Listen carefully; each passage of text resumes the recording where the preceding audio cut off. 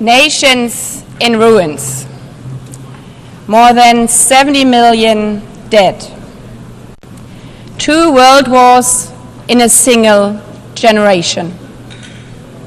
The unspeakable horrors of the Holocaust.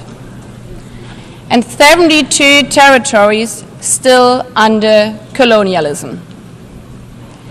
This was our world 80 years ago. A desperate world, grasping for any sign of hope. Courageous leaders gave that hope through our Charter of the United Nations. When signed on 26 June 1945, it was more than yet another empty political declaration. It was a promise from leaders to their people and from nations to one another that humanity had learned from its darkest chapters. It was a pledge not to deliver us to heaven, but to never again be dragged into hell by the forces of hatred and unchecked ambition. An acknowledgement that our failures came not from a lack of power, but from complacency. And the strong belief that our world could be better, that we could be better together. In the darkest moments of history, our grandmothers and grandfathers had the humility, grace, and I dare to say good sense to put aside their differences, their self-interest and their resentments, and to agree to work together. When faced with a crossroads, they chose the right path, the path of hope. But hope is not blind optimism. It's not the guarantee that everything will work out. It's a deep belief that we are doing the right thing, regardless of whether we succeed. Today, the hours indeed feel dark once again. We stand at a similar crossroads.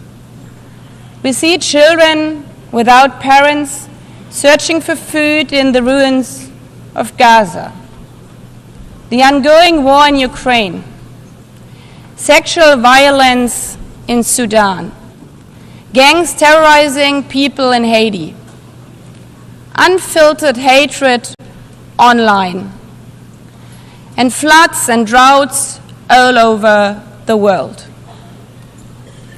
Is this a world envisioned in our charter? Do we really need to relearn the hard lessons? Today is not about celebrating. It's about remembering those hard lessons and drawing on the courage to once again agree, to find hope instead of resignation, to find the spirit from 80 years ago once again, to choose the right path, not because of any guarantee, but because of the conviction that it's the right thing to do. Mr. Secretary General, Excellencies, Heads of States, ladies and gentlemen, allow me to thank the artists, especially the young artists, for their wonderful performance, which have set the tone for our event. Today, as we mark 80 years of our United Nations, we are once again standing at a crossroads. We cannot take the easy path and simply give up. We have to choose the right path to show the world that we can be better together. Not because the last 80 years were perfect, not because for 80 years, because we have tried. For 80 years, this building has stood as a monument to our shared hopes for a better future. Yes, we have disagreed, we have struggled, but we have also triumphed. For 80 years, this institution has driven progress on sustainable development, peace and security, and human rights. Today's commemoration is not the story of an institution. It's a story of thousands, perhaps hundreds of thousands of people who tried to turn hope in something real. The people who stood between war and peace and chose peace. The people who are risking their lives to deliver food in Gaza. The people who are supplying education materials to girls in Afghanistan. The people who not only wear the symbol of the United Nations, but are out there on the ground, showing how we are better together.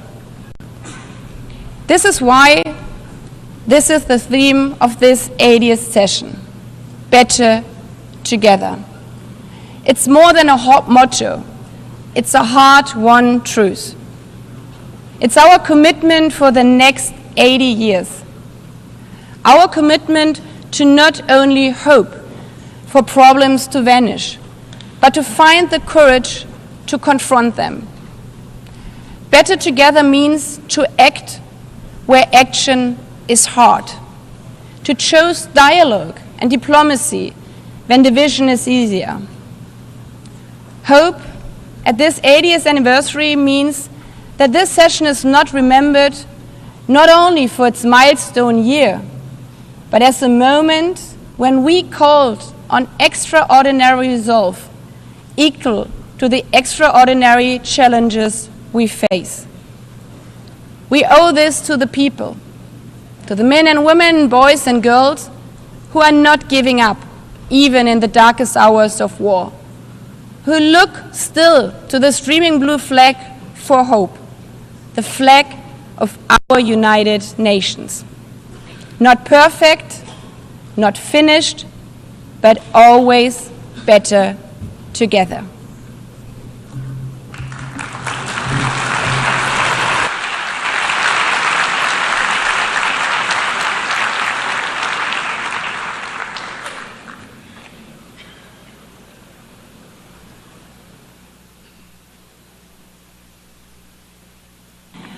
I now invite delegations to view a short film on the occasion of the 80th anniversary of the establishment of the United Nations entitled Better Together.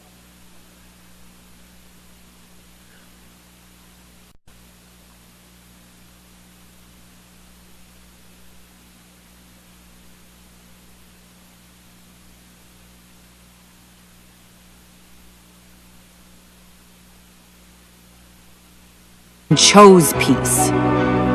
People who said, dignity cannot be broken. People who carried food on their backs, who rebuilt schools, who gave shelter to strangers. People who stood for the earth before it was too late. And the people who will carry it forward. The young, the unheard, the unstoppable. For 80 years, this has been and will be the work of humanity. Not perfect, not finished, but always better together. 80 years and more for peace, human rights, and sustainable development. UN. Better together. I give the floor to His Excellency Antonio Guterres, Secretary General of the United Nations.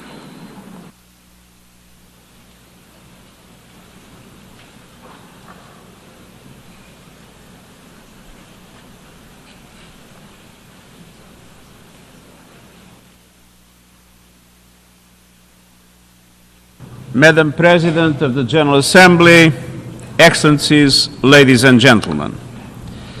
As we mark the 80th anniversary of the United Nations, I invite you to return for a moment to our earliest days.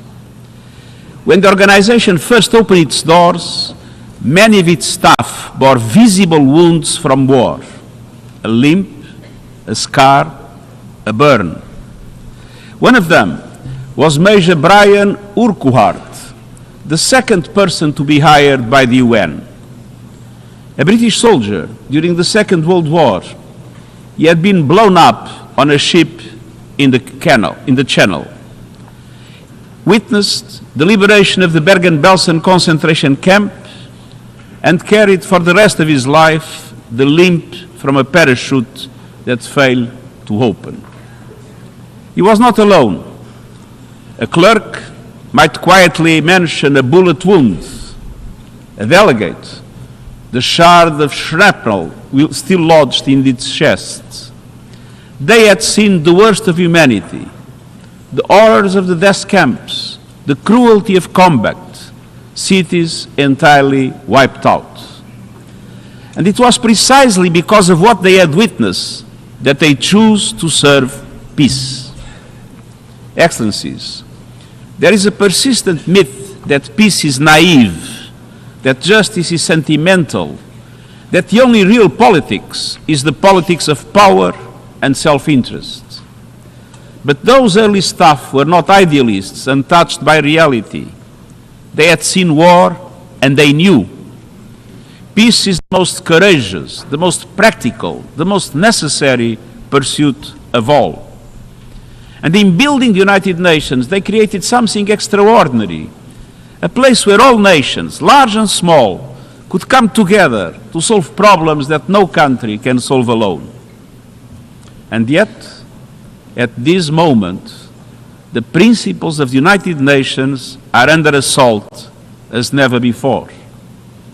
As we meet, civilians are targeted and international law trampled in Gaza, the Ukraine, Sudan, and beyond.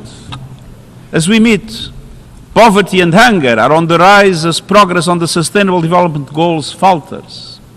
As we meet, the planet burns with fires, floods, and record heat raging through climate chaos.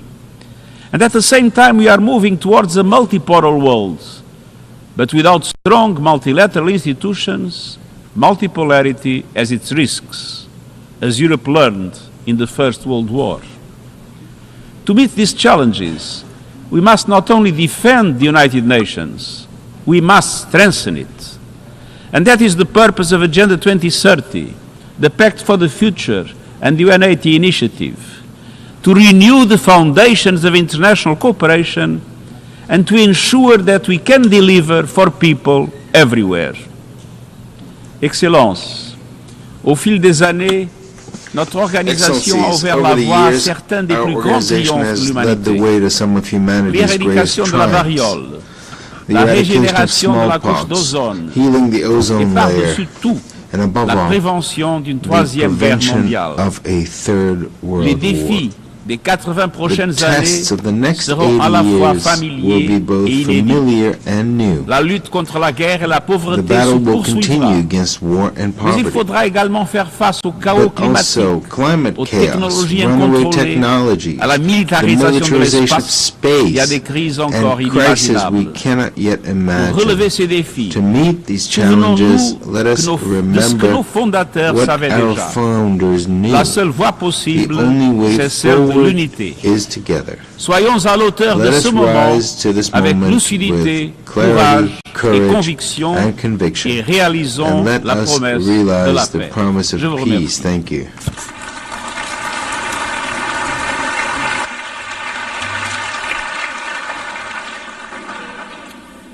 I thank the Secretary General.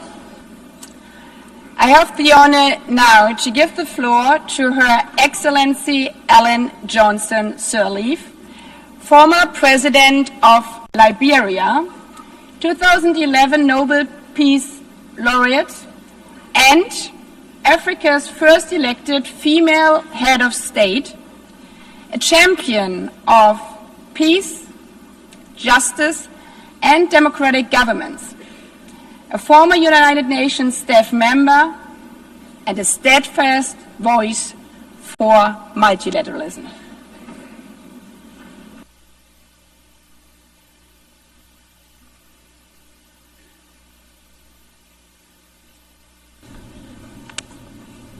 Excellencies, Madam President of the General Assembly,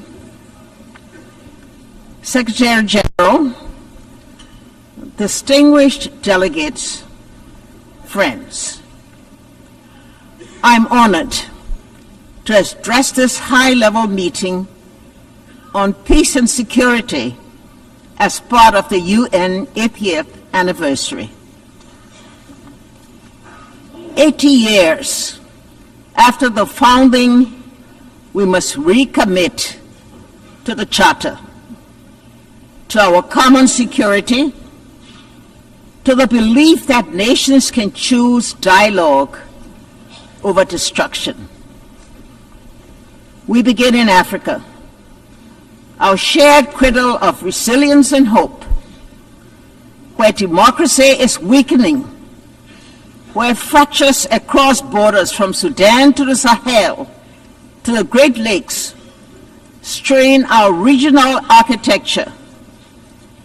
Yet, across Africa, communities stand up to extreme violence. Regional bodies mediate transitions, and women's groups negotiate truces when the state is distant and humanity is near. We have learned hard lessons. Prevention costs less than reconstruction. Reconciliation is a process, not an event. Peace agreements require institutions and citizens to be real. When guns fall silent, skills training, jobs, justice, and dignity must follow swiftly. Liberia's story illustrates UN-led progress and success. The largest peacekeeping force joined Africa's forces to disarm fighters, support elections, reform security institutions, and create space for reconciliation and growth. India's all-female formed police unit strengthened protection and public trust. The mission ended with Liberia standing on its own feet, out of war, into a fragile peace with accountability, inclusive dialogue, and economic opportunity for young people. We must acknowledge that the multilateral architecture built to shield future generations from war is underperforming. That global leadership lacks a unified effort to respond to a technological enabled world. Commemoration without candor is unaffordable. The world asks whether this House will protect civilians and uphold international humanitarian law. These are not words of despair. They are summons to repair. Our answer must go beyond words. It must translate into actions felt by a family in a tent, a nurse in a clinic, a child in school. A call for change, a renewed vision of collective security, and a broader approach to the triple planetary crisis and worsening inequality. The call for the new design of a new vision, better together, must ensure immediate protection of civilians, finance for conflict prevention, proposals that pay real people, leaders who are audible and accountable, women at the table with budgets that guarantee their participation in all peace negotiation delegations, and the deep weaponization of the information space. None of this is beyond our reach.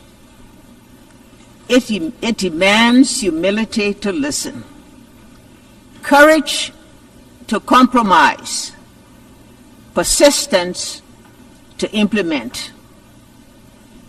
Peace is not built only in conference rooms, but in classrooms where girls learn without fear, clinics where mothers deliver safely, markets where youth find dignified work, courts where law is fair, and in daily acts of neighborly coexistence. 80 years on, the United Nations founding generation would ask if we are still worthy of the hopes inherited. Our answer must be yes. Not because the world is less dangerous, but because our determination is stronger. Better together. Your theme,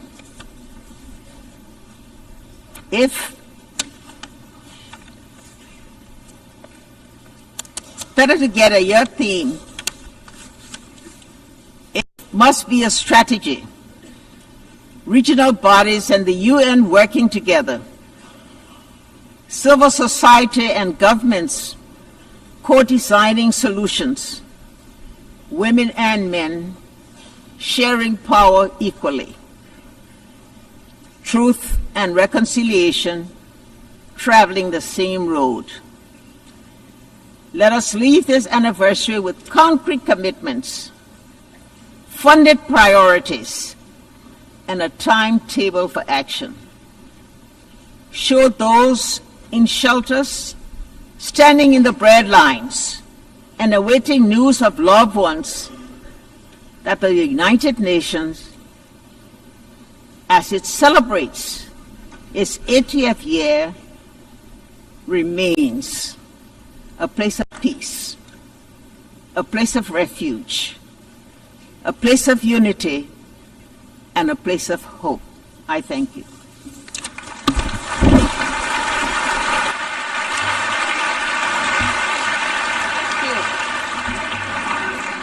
I thank Her Excellency Ellen Johnson Sirleaf for your strong and wise words.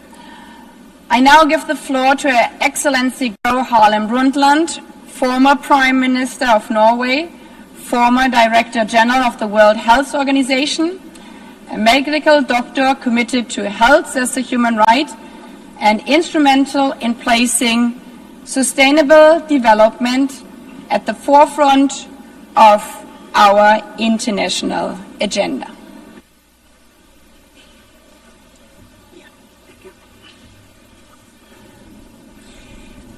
Madam President, Secretary General, Excellencies, ladies and gentlemen, it is a great honor for me to address you marking the 80th anniversary of the United Nations.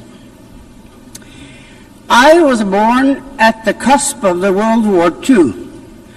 My parents were both active in the resistance against the Nazi occupation of Norway, and we had to flee the country.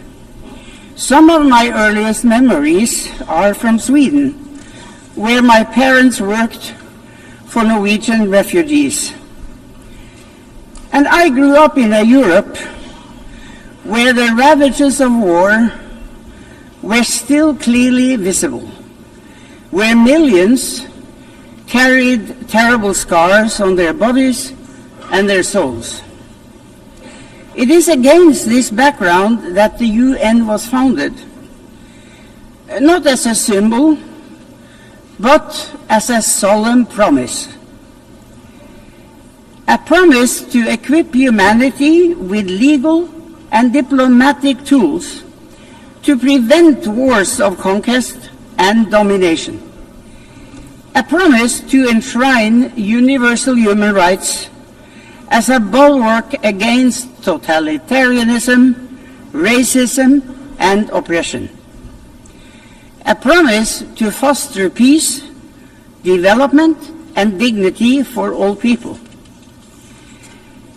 So, Madam President, let me highlight two areas where the UN has made an undeniable difference that also are part of particular importance to me personally. First, sustainability. When Secretary General Javier Pérez de Cuellar asked me to chair the World Commission on Environment and Development, I accepted with great humility. And I am very proud of the report we produced, Our Common Future. It helped cement the concept of sustainable development in our collective consciousness. Thanks to UN-led efforts, we started charting a path towards economic development that does not destroy the basis of life for future generations, our climate and our natural environment. But we are today exceeding the planet's boundaries and approaching tipping points where there is no way back. Over 80% of the targets under the Sustainable Development Goals are today off track. Second, President, gender equality. During the UN's International Year Women's Year in 1975, I had just entered government for the first time. Many of my male colleagues hardly knew how to deal with me. In 1979 came the UN Convention on the Elimination of All Forms of Discrimination against Women. In 1981, I became Prime Minister for the first time. In 1995, 30 years ago this month, I delivered my address at the 4th World Conference on Women in Beijing. I spoke of the moral and economic imperative to end gender apartheid. I believed too optimistically that we would have come further by now. I did not foresee the intensity of the pushback that would come. Even today there are countries where not a single woman sits in the highest decision-making bodies, including among the P5.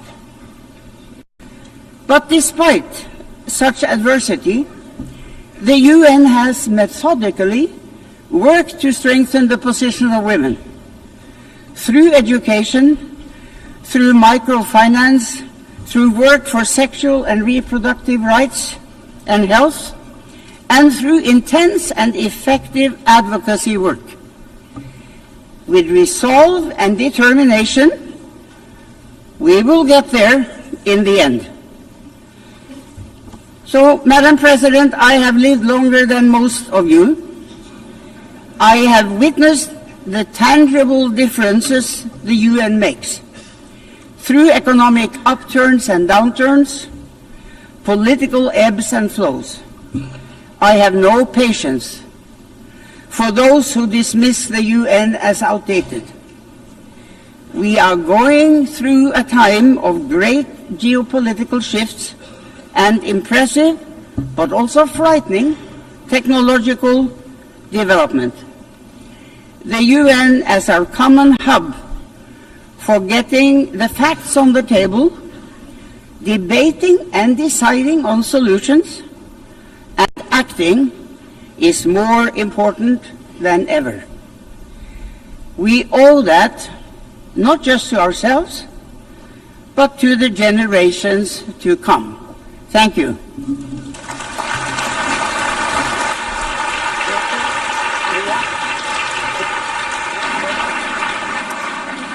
I thank Her Excellency Gro Harlem Brundtland for her blunt and powerful words. I have the honor now to give the floor to Ms. Maria Ressa, 2021 Nobel Peace Prize laureate, award-winning journalist, professor at Columbia University, co-founder of Rappler online news site, and a fearless defender of freedom of expression in the face of constant political harassment and arrests. President Baerbock, Secretary General Guterres, distinguished delegates, ladies and gentlemen. I'm normally chasing you here, and here I am. It's actually a very interesting place. Look, 80 years ago, this institution was born to prevent humanity from destroying itself.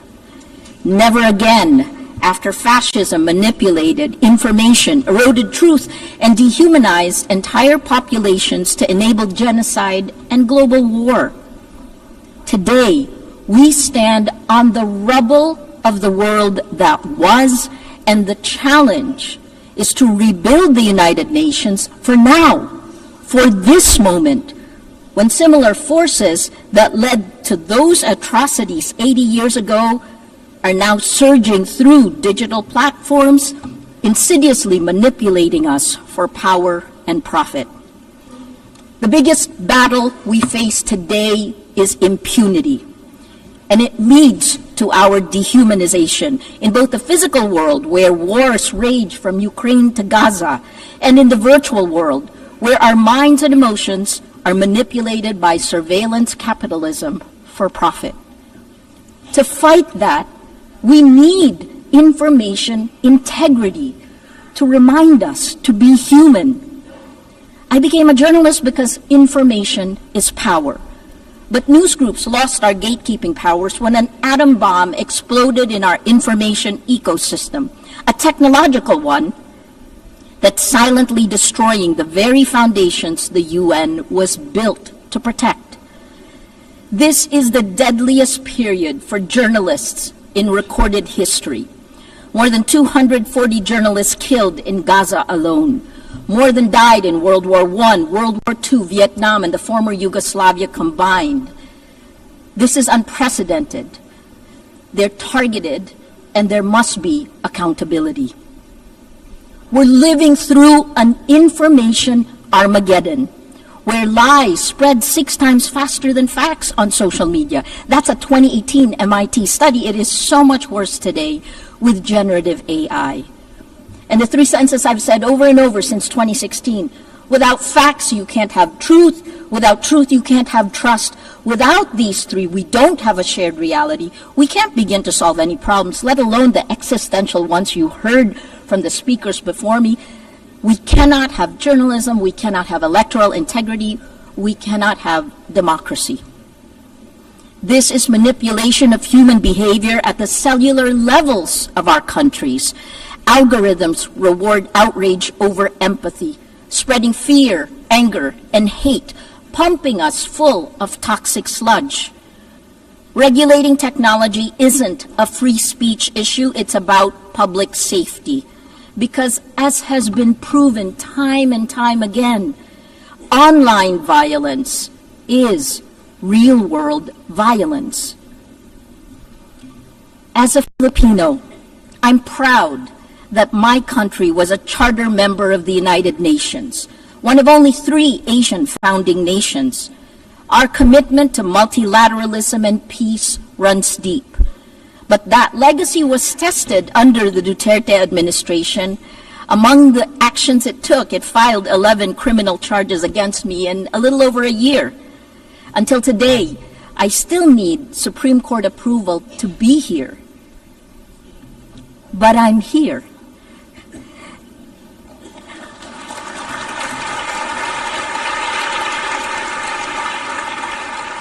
And my former president, well, he was arrested in March for alleged crimes against humanity and is detained at The Hague waiting for trial. Impunity ends. The rule of law, championed now by the Philippines as it chairs the 6th Committee on Legal Questions, ultimately prevailed. We moved to it. The trends are clear. We are electing illiberal leaders democratically. As of March this year, VDEM said that 72% of the world is now under authoritarian rule. So we turn to you at the UN. It has its critics because you have to move faster. Security Council votes paralyze action on major crises. Outdated representation excludes rising powers. Bureaucratic processes respond too slowly to urgent threats.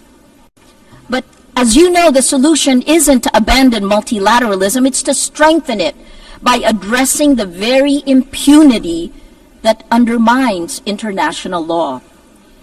At this time of creative destruction, I implore you to create.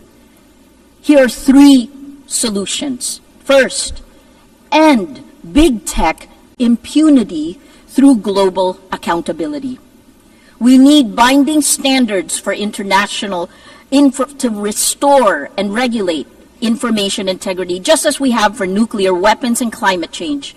There are 2 new initiatives, first from the Vatican, created last weekend with His Holiness Pope Leo XIV, a declaration demanding artificial intelligence remain under human control with clear accountability mechanisms. The second one will be launched later today, a global call for AI red lines, which more than 200 of us have signed. We urge your governments to establish clear international boundaries to prevent universally unacceptable risks for AI, at the very least define what AI should never be allowed to do. Second, build alternative infrastructures for trust. It isn't just big tech that failed to protect the public in the virtual world. It's also you, the governments. At Rappler, we built a chat app using open source protocols. Countries that care about data privacy, France, Germany, all their government websites are on the Matrix protocol. It allows real people to talk to real people without manipulation. The vision is a global federation of trusted news organizations, because this is how journalism will survive and how we begin to build infrastructures of trust. Finally, the third one. Create. Create. That's our word today. Invest in comprehensive solutions. Let your imagination run. 3 examples that's happening now. More than 3/4 of UN members now recognize Palestinian statehood, showing that international law can advance despite impunity.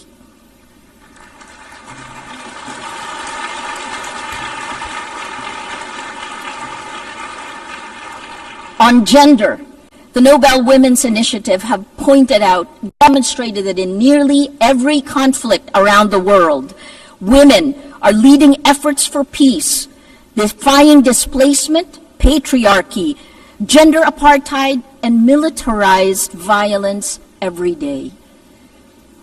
And finally, on Wednesday, Demokrasya Siempre, 20 nations will pledge to strengthen democratic institutions and fight for information integrity.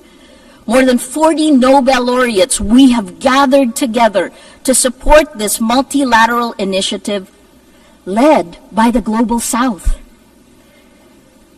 Information integrity is the mother of all battles. Win this, and we can win the rest. Lose this, and we lose everything. Please choose courage over comfort, facts over fiction, hope over fear. A lot has changed since the UN was created 80 years ago. But its values, peace, human rights, justice, rule of law, these are more essential today than ever. It is time to create again, to build better. together, please act now before it's too late. Thank you.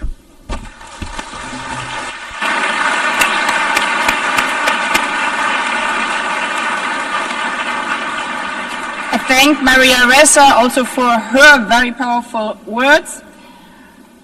I now invite Ms. Mariam Burka, United Nations Global Advocate for Peace and youth leader, whose work bridges art, activism, championing women's rights, youth empowerment, and peace building, to recite a poem.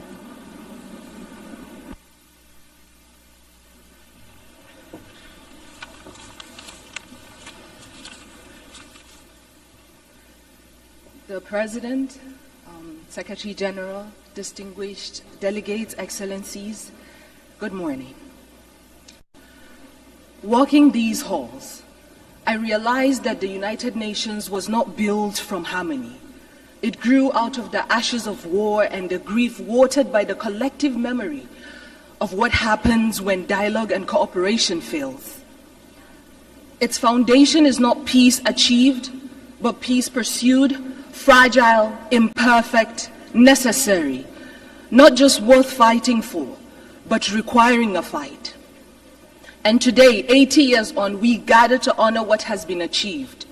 Nations rebuilt, walls of division lowered, millions lifted by the shared will. But these are victories worth remembering, but the story is unfinished. The cracks in the foundation calls us to repair, to act, not to retreat. Our world bleeds before our eyes. Children in conflict zones, nations silenced by hunger and war. And it begs the question, are we witnessing the collapse of conscience in real time? Because behind every pact, there are people. Behind every statistic, there is a story. And behind every commitment that we sign, there are lives depending on whether we honor our words or not. And so this is not the time to feel powerless, because yes, hope and despair can coexist in the same breath, because healing is not linear. The United Nations is not a monument, it is a mirror. And it reflects what we have dared to imagine 80 years ago. And today, here, it asks, will we dare again? Will we dare to work better together? Because if the past proves that we can build peace from ashes, then the present demands that we build it again, louder, braver, together. I speak as a global peace advocate, not because peace is easy, but because silence is complicity, and so I will not be silent. You know, I used to think that peace was a place, a final destination we arrive at after all wars have ended. But I have come to understand that peace is not a line that we cross. It is a choice that we make over and over and over again, especially when it is the hardest, especially when it feels far away. Peace is not a silence we force into people's mouths. It is not the absence of war, but the presence of understanding. Peace is a child learning to sleep again without flinching at the wind. It is a mother not having to choose between bread and dignity. It is a father not having to swallow his voice to feel like a man. Peace is messy, like forgiveness. It does not arrive in parade floats. Sometimes it comes crawling through broken windows when we finally agree that being right is not better than being whole. Peace is not found, it is built, brick by brutal brick, by hands that once knew how to fight, now choose to hold instead. There was a time when we measured strength by how long we could hold a grudge. But today, let us measure strength by how long we could hold space for someone else's truth. Because there was a me and a you before there was ever an us. And if us is broken, then peace is what lets us lay down the shards without aiming at each other's throats. Peace is the poem you write after the war in your chest has finally run out of ink. It is the moment you return to your body and find yourself still standing. Peace is not easy. And so let us not forget the ones who have carried peace quietly through the fire.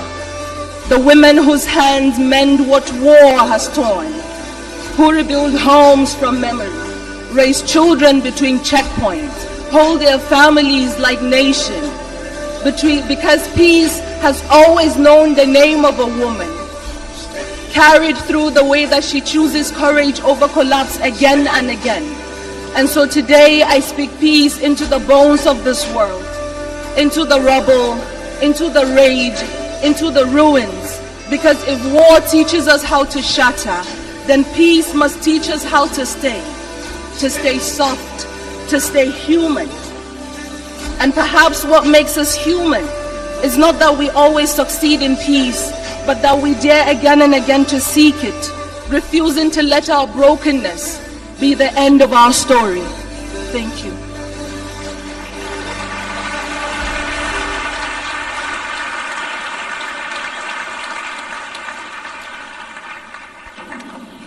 I thank Ms. Burkhan, and as we conclude and after listening to this beautiful poem, let me emphasize again, peace is only a word and better together is only a slogan until we embrace it.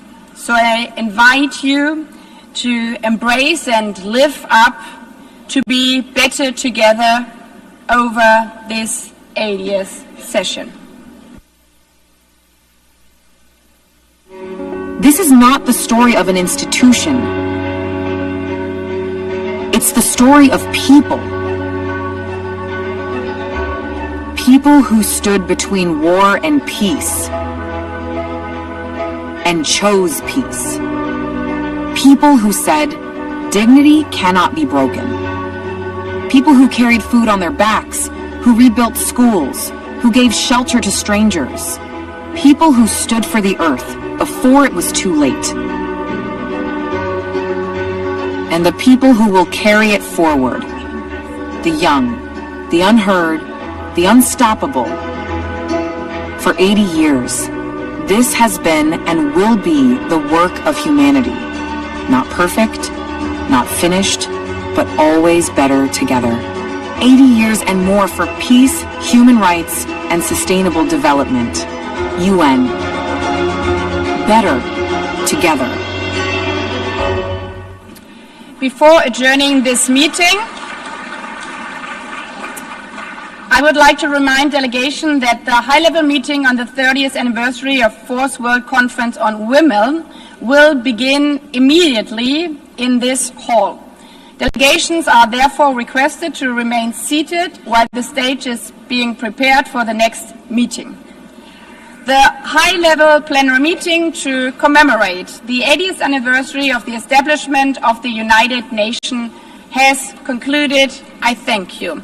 The meeting is adjourned.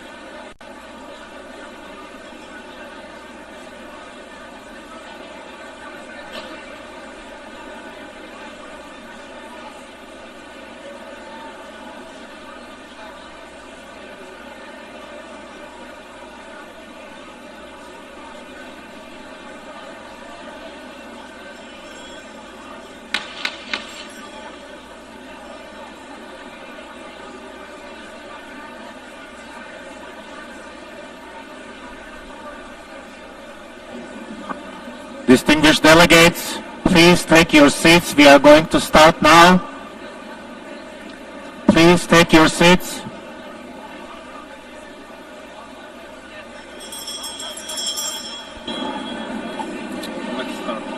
Good morning to those of you who just came into the room, and good to see the others again after our anniversary session.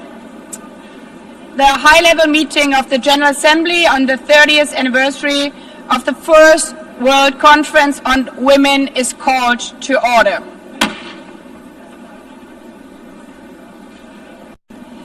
Heads of states and government, Secretary General of the United Nations, Excellencies, distinguished delegates, distinguished participants.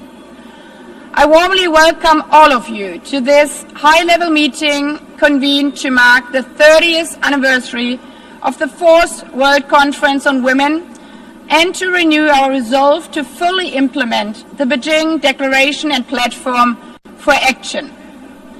This high-level meeting is held on the theme Recommitting to, Resourcing and Accelerating the Implementation of the Beijing Declaration and Platform for Action to achieve gender equality and the empowerment of all women and girls, in accordance with General Assembly Resolution 79/288 of 7th May 2025.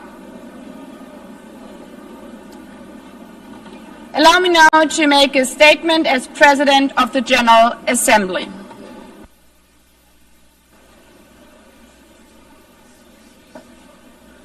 Please take your seats, distinguished delegates.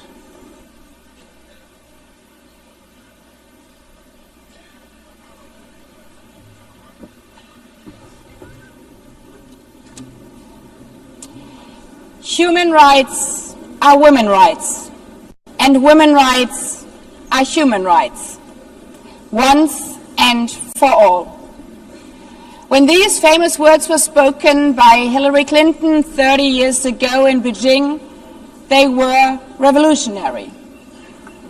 But if our daughters heard this today, wouldn't they rather think, why would women's rights not be human rights?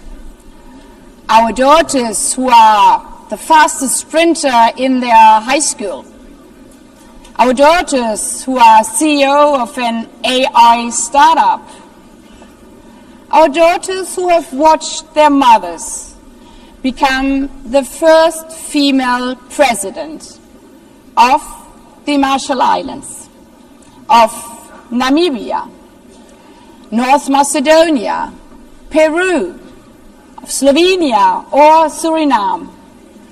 All presidents joining us here today.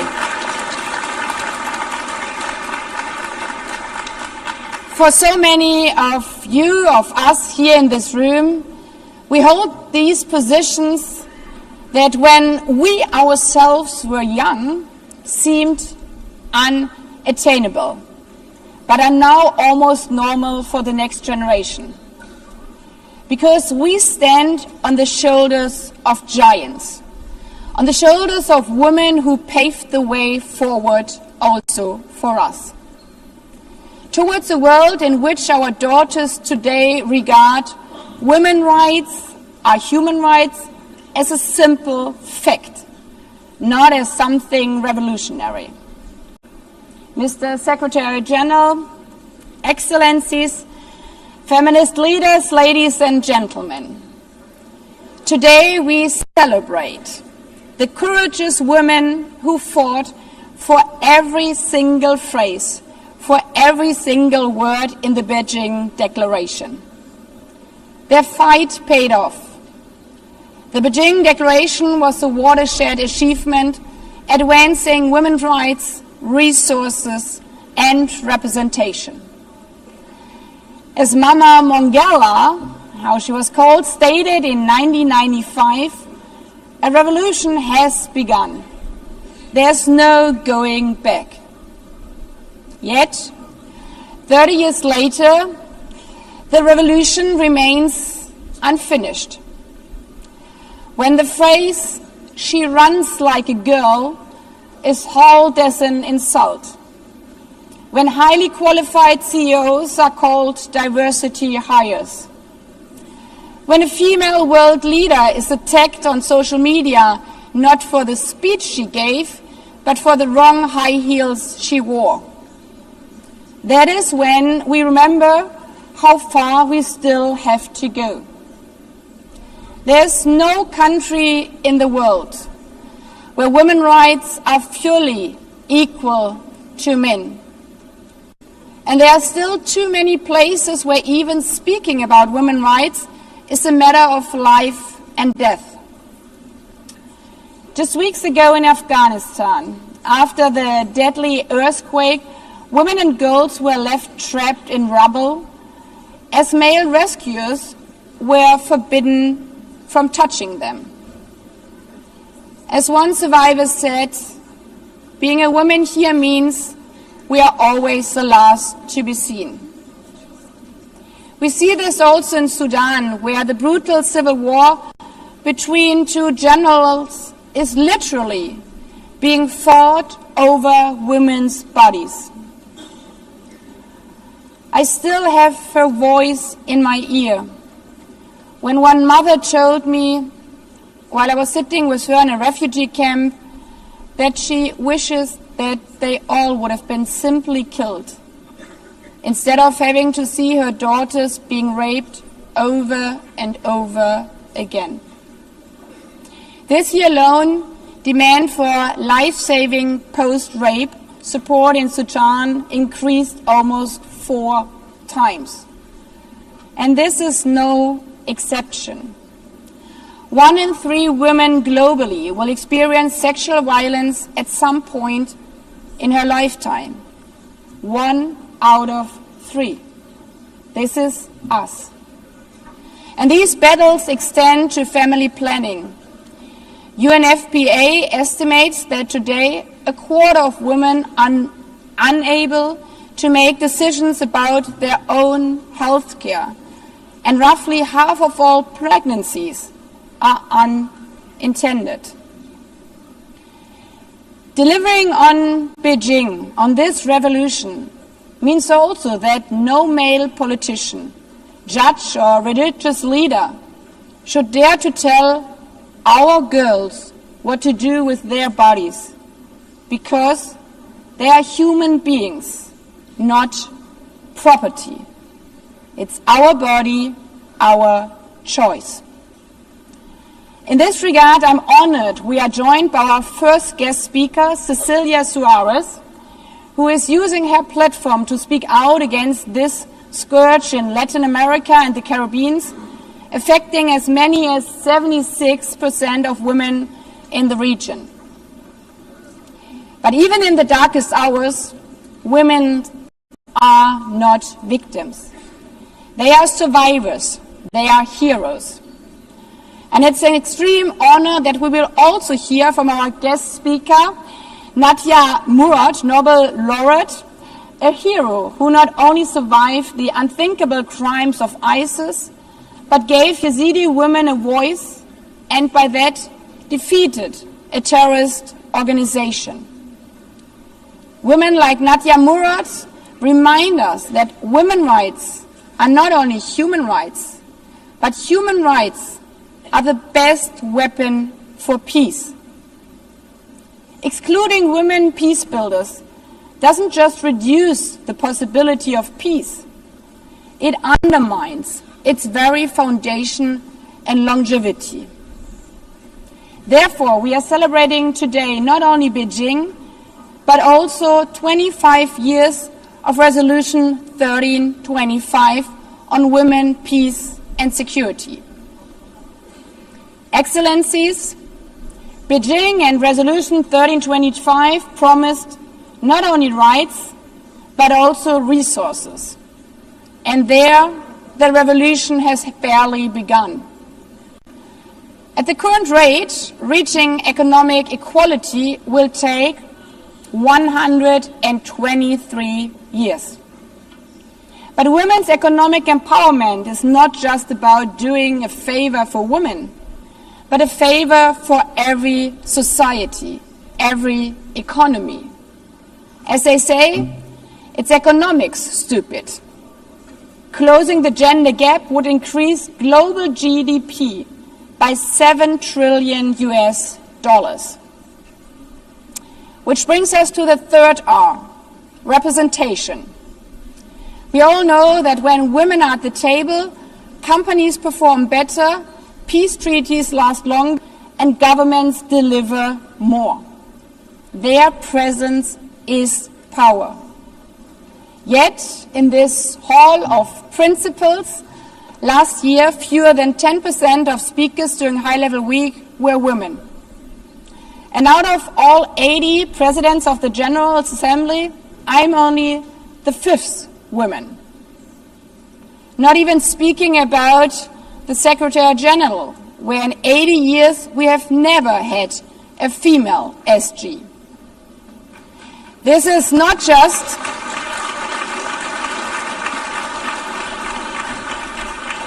This is, as we can hear, not just a matter of representation, it's a matter of credibility to practice what we preach. But it's not only who is leading, it is how we lead. Leadership means collaboration. The theme of this 80th session overall is better together. A motto which also guided Beijing, where so many women came together in networks like Femnet, led by Memory Kachamba, a guest speaker here also today. Ladies and gentlemen, today we celebrate this spirit of better together and the courage of the women who paved the path to Beijing and beyond. But tomorrow we go back to work. As female presidents, as male presidents, as Olympic sprinters, as CEOs, as ordinary mothers and daughters. And just in case, while finishing the revolution from Beijing, we might hear that contemptuous phrase, "you run like a girl," we should remember what little girls all around the world would do. Exactly that. Proudly run like a girl, fast as hell, even in high heels, showing that women's rights are always human rights, that they are our rights, our future.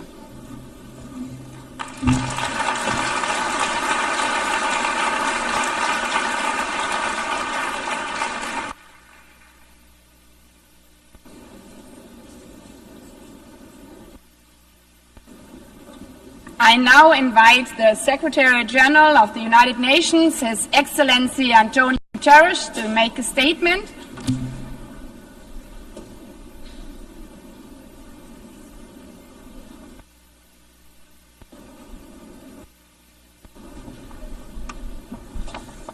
Madam President of the General Assembly, Excellencies, dear friends. 30 years ago, the world came together to affirm that the rights of women and girls are not separate, secondary, or negotiable. They are human rights. The Beijing Declaration and Platform for Action is the most ambitious global political commitment on women's rights ever achieved. And it has helped to power advances in some critical areas: legal protection, political participation, education, maternal mortality, recognizing the need to tackle violence against women as a global priority, and more. But progress has been slow and uneven, and no nation has achieved full equality for women and girls. Sustainable Development Goal 5, gender equality, is lagging far behind. Hard-won gains are now under attack. Meanwhile, conflicts and climate disasters are multiplying, and the human rights of women and girls are casualties of both. Cultural and structural barriers remain entrenched, and technology is spreading hate like a virus. A wave of misogyny is rolling across the world. Let us be clear. Equal rights and opportunities are not partisan issues. They are global imperatives and the foundation of peace, prosperity and progress. Excellencies, dear friends, in every region, every country, every community, women and girls are fighting for their rights, demanding freedoms, combating abusive practices, rallying for legal protections, and organizing to take their rightful place at the table in decision-making and peace processes. And the United Nations stands with them. All leaders should do the same, by speaking out for the rights of women and girls, by making clear that tradition cannot excuse oppression, and by doing everything possible to realize the vision of the Beijing Declaration. Excellencies, dear friends, early this year, countries took an important step forward.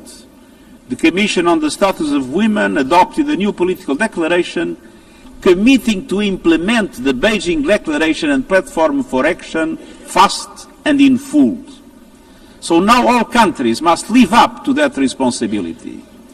We need strong, visible support at the highest levels and concrete plans backed by real investment.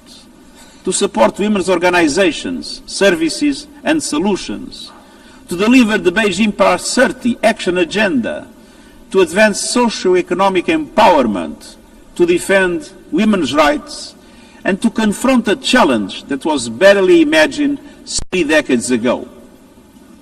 Artificial intelligence is reshaping our world, but the transformation is unfolding in an industry dominated by men, shaped by biased data, and driven by algorithms that frequently reinforce discrimination. We must confront violence and online hate and ensure that technology serves equality, not exclusion. And that includes a priority in investing in women and girls' education in science, technology, engineering, and mathematics. Because women's participation in decision-making on this issue and every other, it is not a gift, it is a right. It strengthens societies, enriches debate, and boosts equality across the board. We must remove systematic obstacles to equality for women and girls. From discrimination to unequal pay and inequality before the law. We need universal ratification of the Convention on the Elimination of all forms of discrimination against women. Excellences, enfin, nous devons prendre des mesures proactives pour assurer la participation des femmes à la prise de décision à tous les échelons. Ici, aux Nations Unies, grâce à des efforts soutenus, nous avons atteint et maintenu la parité hommes-femmes parmi les cadres dirigeants. And allow me a brief explanation on this. Some think that we had to bend the rules in favor of women to reach parity. Totally wrong. The only thing we did was to guarantee that there was effective equality opportunities for women and men, and that the selection processes had not a misogynist bias. And the result was parity at the level of the high direction of the United Nations. Nous poursuivrons nos efforts pour parvenir à la parité de l'ensemble de l'organisation, guidée par notre plan d'accélération pour l'égalité des genres. Excellence, il y a 80 ans, la Charte des Nations Unies affirmait l'égalité des droits entre les femmes et les hommes. Il y a 30 ans, la déclaration de Pékin consacrait les droits des femmes comme des droits humains. Aujourd'hui, dans cette enceinte, nous devons entendre comment nous comptons transformer ces ambitions en réalité. Faites entendre vos engagements, présentez vos plans. Ensemble, réalisons l'égalité pour les femmes et les filles, une égalité dont notre monde a tant besoin. Je vous remercie.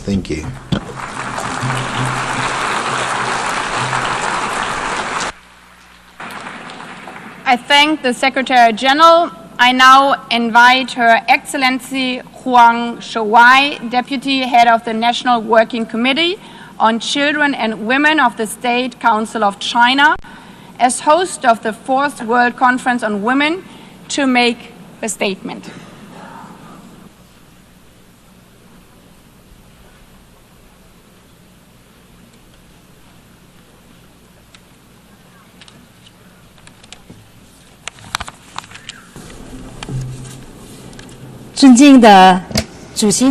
Distinguished Madam President, distinguished colleagues, China commends the General Assembly for convening this meeting to mark the 30th anniversary of the Beijing World Conference on Women. Just as what Madam President stated, the Beijing Declaration and Platform for Action for Women has a milestone kind of significance. It is a source of wisdom and strength, and it continues to provide a blueprint for action that continues to guide global efforts towards gender equality. Over the past 3 decades, the World Conference on Women has been a catalyst for tremendous change, from advancing legal reforms to expanding social services, from empowering women to enhancing their participation. Countries have made notable strides toward gender equality. Countless women have undergone profound transformations, moving from silence to voice, from the margins to the center, and from dependence to independence. These achievements testify to the foresight and enduring vitality of the Beijing Declaration and Platform for Action. Gender equality is not only a human right, but also a powerful driver of sustainable development. For the past 30 years, as host of the Beijing Conference on Women, China has honored its commitments through concrete action. Under the leadership of the Chinese Communist Party, China has steadfastly advanced gender equality as a fundamental national policy, implemented 4 successive cycles of the National Program for Women's Development, and built a comprehensive legal framework of more than 100 laws and regulations to safeguard women's rights and interests. With measurable and effective institutional mechanisms, China has significantly strengthened women's empowerment in the fields of economy, health, education, employment, political participation, and social protection, benefiting 690 million women. China's women, with their creativity, continue to hold up half the sky in the nation's progress. China has consistently championed the advancements of women around the world. In partnership with the United Nations, China established the Prize for Girls and Women's Education, with Professor Peng Liyuan, spouse of President Xi Jinping, serving as special envoy.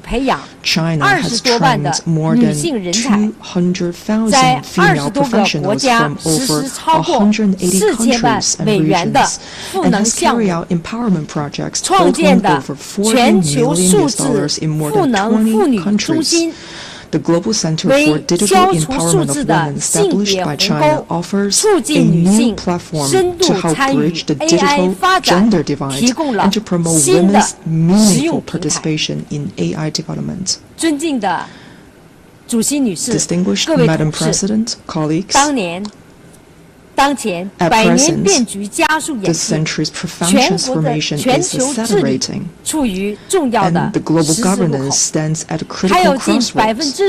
Nearly 10% of women remain trapped in extreme poverty. More than 600 million women lived amid conflict, and violence against women, discrimination, and economic inequality continue. developing countries face an annual funding gap of $420 billion for gender equality. These challenges call for urgent, more proactive, and pragmatic action. Chinese President Xi Jinping's proposal for a global governance initiative comes at a critical juncture.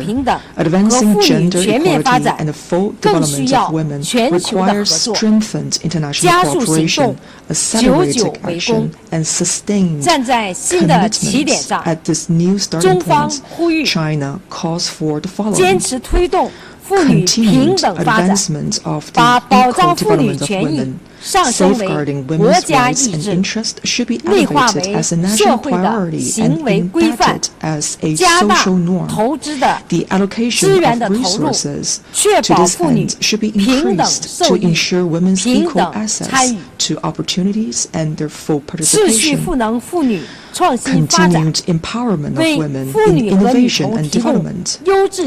Quality education for women and girls should be provided.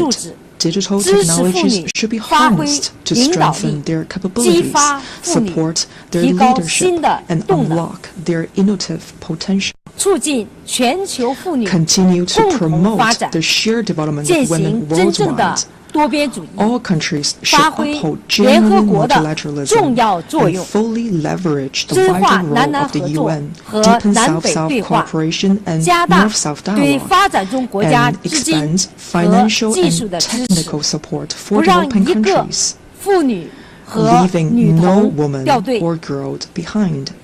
Distinguished Madam President, dear colleagues, gender equality is not only a matter for women, but a cornerstone of human progress and human civilization.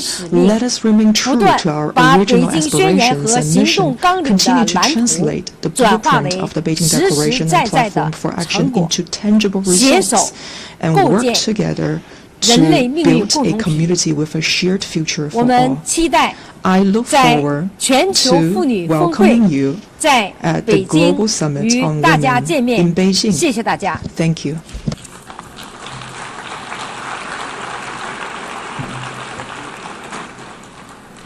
I thank the Deputy Head of the National Working Committee on Children and Women of the State Council of China. I now invite Ms. Sima Bahous, Executive Director of the United Nations Entity for Gender Equality and the Empowerment of Women, to make her statement.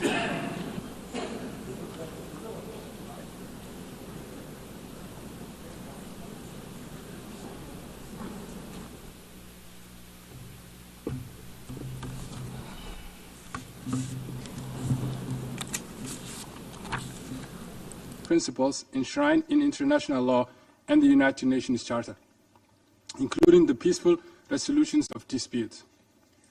We firmly maintain that there is no military solution to disagreements over airspace or territorial integrity. Continued escalations only serve to heighten tensions and undermine the process for a durable peace in the region. We believe that lasting solutions are found at the negotiating table, not through acts that can be interpreted as hostile. In this regard, we call upon all parties to exercise maximum restraint and engage in earnest, substantive dialogue. A durable solution will require a genuine commitment to de-escalation, confidence-building measures, and renewed focus for diplomatic efforts.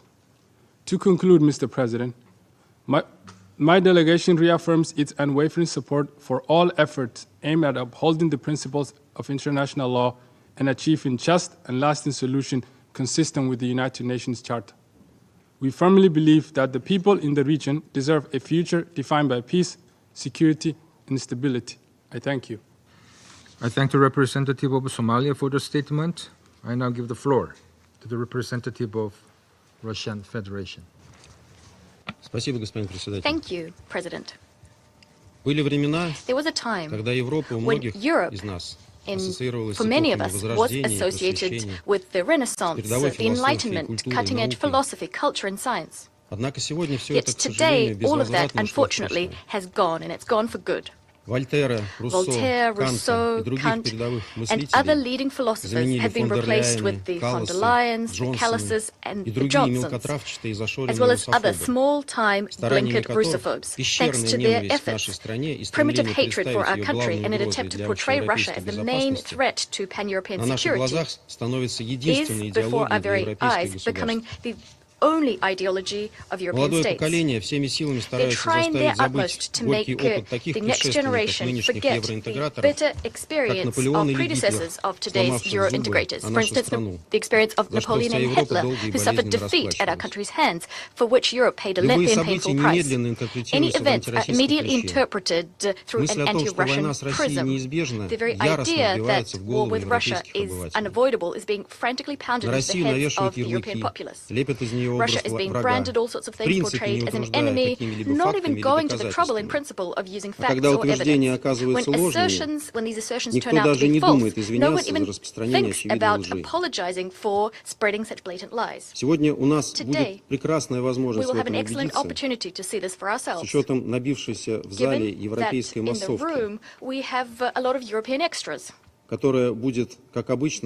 These extras will, as per usual, will be letting their imaginations run wild regarding the threat from Russia. This paranoia has reached never-before-seen heights.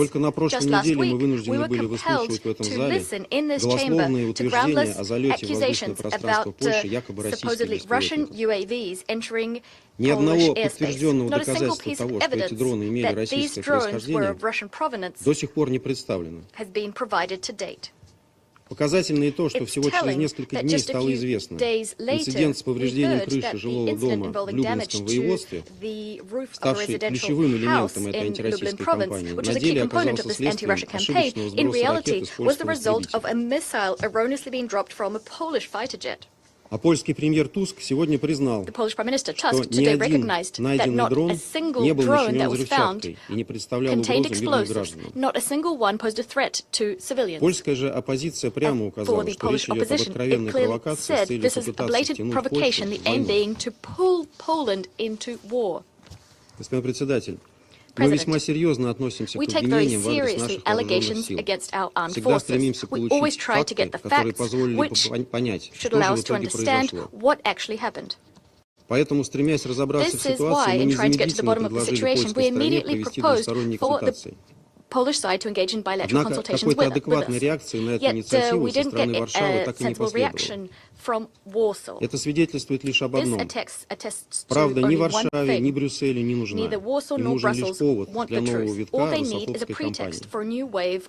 Тут сложно даже что-то комментировать, уж слишком явно наши европейские соседи сами себя изобличают. Человек со здоровой психикой, который знаком хотя бы с основами логики, никогда не признает подобную ситуацию нормальной. Но если вам со всех экранов, из соцсетей, и со страниц внушают, что Россия ваш единственный враг, то поверить можно во все, что угодно, и факты и доказательства здесь только мешают. Сегодня мы с вами вынуждены присутствовать на второй части этого спектакля под названием «Обвиняй во всем Россию». Нашим соседям теперь померещилось, что по вине России произошло нарушение воздушного пространства Эстонии. Доказательств, как всегда, нет.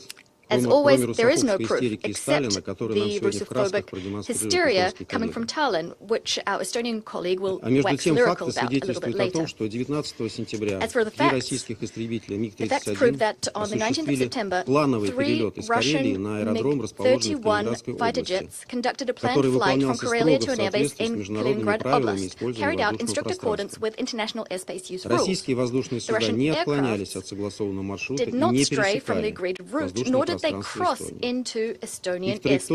Their trajectory, or their flight, was over the neutral waters of the Baltic Sea, over 3 kilometers from the island of Vindlo. Flight recorder data confirm this.